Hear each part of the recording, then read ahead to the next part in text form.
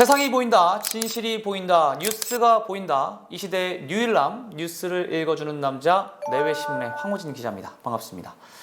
자, 먼저 5.18 기념문화센터의 영상을 함께 보시겠습니다.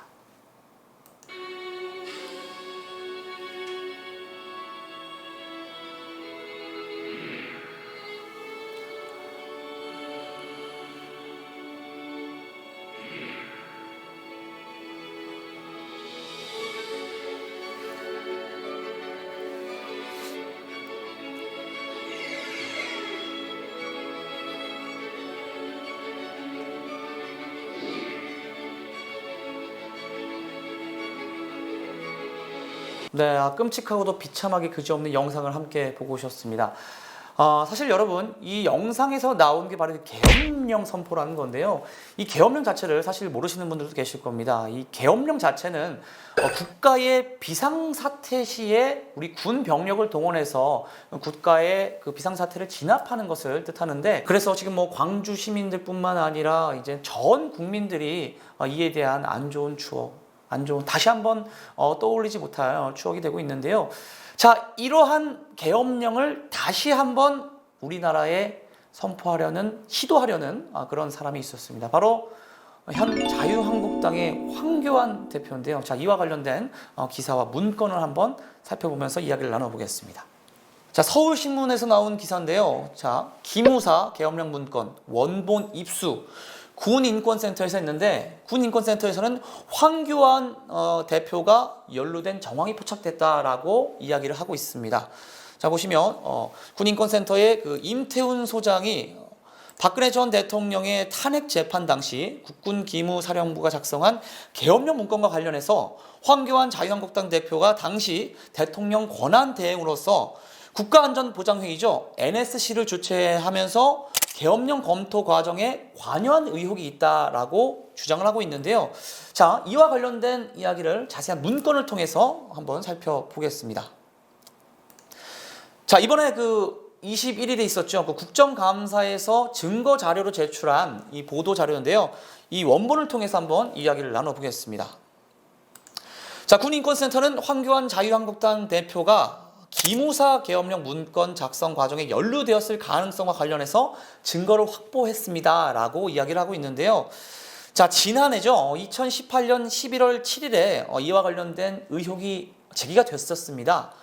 조현천 기무사령관이 해외로 도주하면서 이 수사가 중지된 바 있었는데요.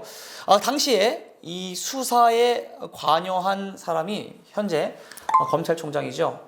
윤석열 검찰총장과 더불어가지고 노만석 그 서울지검장이었죠. 서울지검의 그 관련 부장검사였죠. 그 관련해서 이에 관련된 수사를 했었는데 수사가 중지가 됐었습니다. 그냥 그친 상황에, 즉 참고인 중지 처분만 내려서 사건을 마무리했었는데요. 자, 군인권센터는 공익제보를 통해서 2018년 7월 6일에 언론에 공개했던 기무사 계엄령 문건, 그러니까 전시 계엄 및 합수 업무 수행 방안의 원본인 현시국 관련 대비 계획을 입수했는데, 새로운 문건이 기존 문건과 관련해서 보다 더 구체적인 내용을 담고 있다라고 진술하고 있습니다. 일단은 이에 대한 자세한 상황을 한번 살펴볼 텐데, 이 보도 자료에는 크게 세 가지로 구성되어 있습니다. 세 가지는 이와 같습니다. 자, 먼저 기존 문건에 나오는 국회의 계엄령 해제 시도 시 야당 의원 검거 계획, 그러니까 내 입맛에 맞지 않는 그 야당 반대당의 그 계획에 대해서는 만약에 뭐 반정치 활동했을 때에는 금지 포고령을 내린다, 고정 간첩 등 반국가 행위자를 색출 지시 내린다라는 이런 야당 의원들을 집중 검거 후에 사법 처리하겠다는 방안을 적시했고, 두 번째는 계엄군 배치 장소도 청와대, 국방부, 정부청사, 법원, 검찰, 광화문, 용산, 신촌, 이 여러 중요한 장소를 더욱 구체화했으며, 세 번째는 그 중요한 장소에 계엄군 부대를 별도로 기동로라든지 기동 방법을 세부적으로 적시하고 있습니다. 이렇게 나와 반대되는 정치 활동을 하는 그 반정부 정치 활동에 대한 포고령을 선포했고요. 자, 그에 대한 집중 검거 후에 사법 처리를 했으며, 자, 밑에 들어보시면 이렇게 세부 계획이 편성되어 있어요.